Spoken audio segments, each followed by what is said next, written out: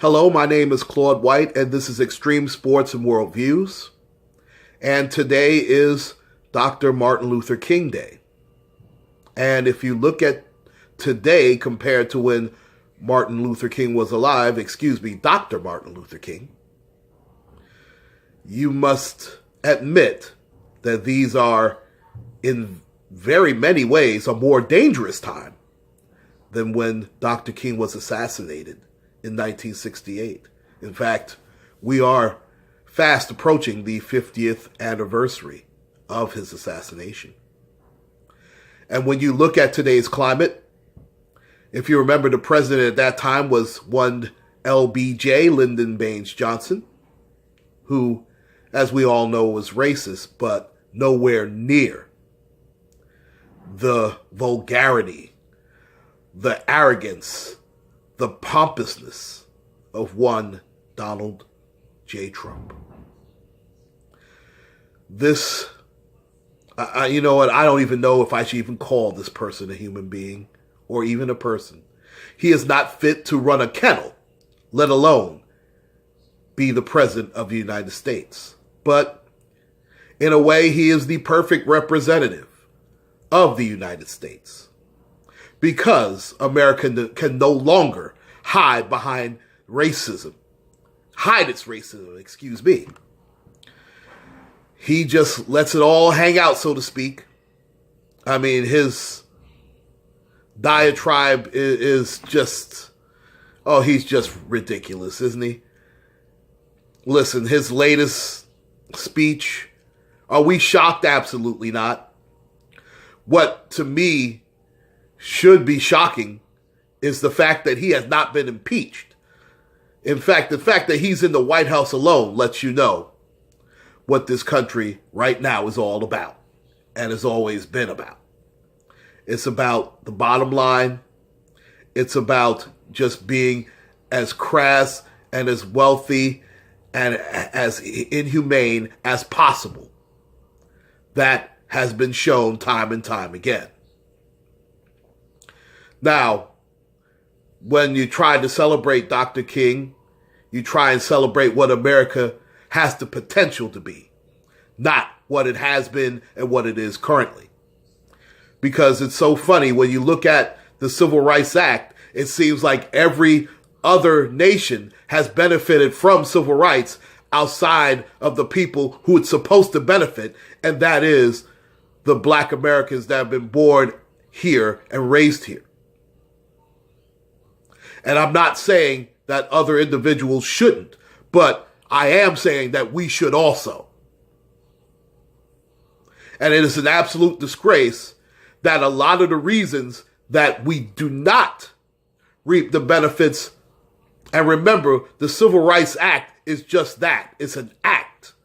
And it gets voted upon every so often, which means, in theory, it could be repealed at any time, at anyone's discretion.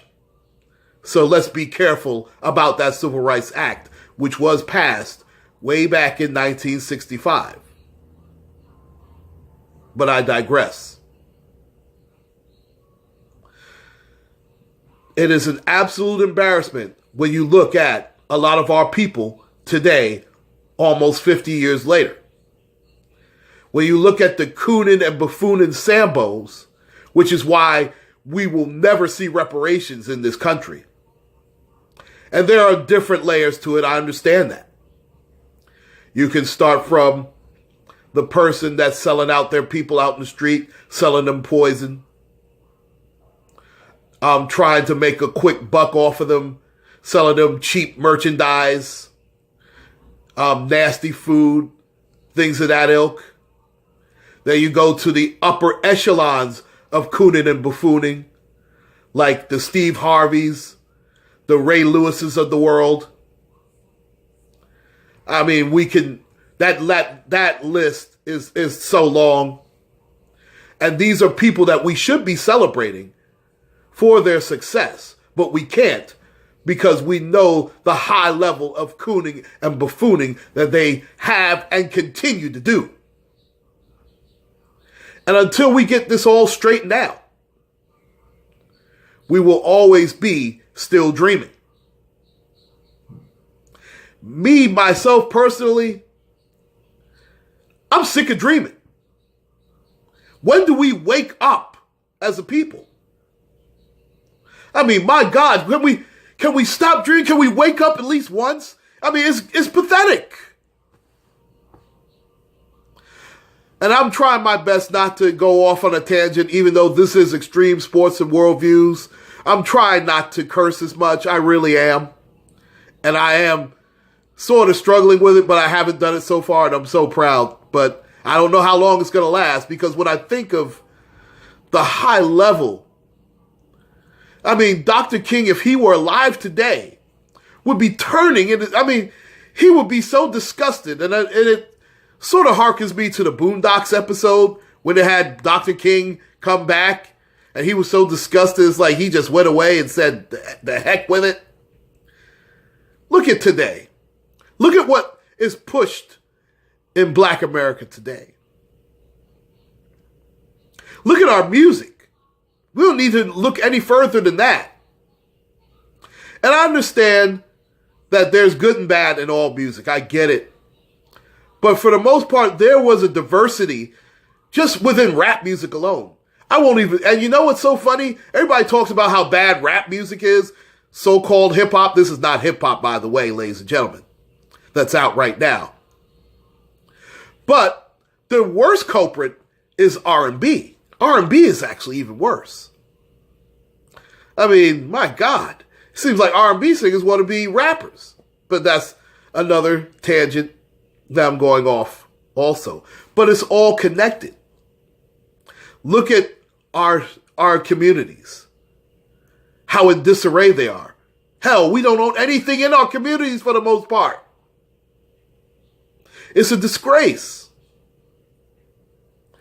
Then we so dislike and distrust each other.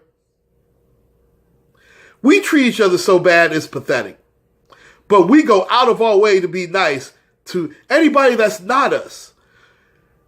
When I see some of our interactions with Caucasians, Asian people, even Latino people, and believe me, even though a lot of them won't admit it, they are a part of us.